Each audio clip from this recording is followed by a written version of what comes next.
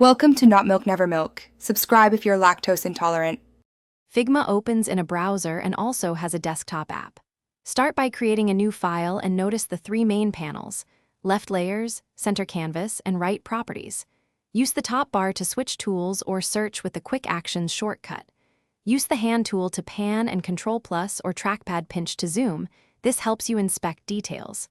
Learn the toolbar icons for frame, shape, pen, and text so you can build layouts quickly and consistently across pages.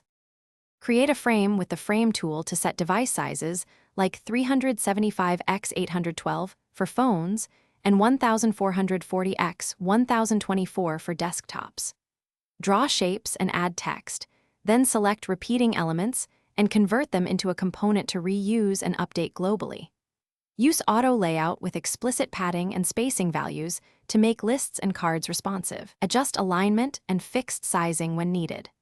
Name layers clearly and organize frames into pages so collaborators can find artboards, while keeping version history and comments tidy for review. Link frames in prototype mode and set transitions like Smart Animate at 300 ms or Instant to preview interactions and microcopy flows. Invite collaborators with email or share a view link, and set permissions for can view or can edit to control access.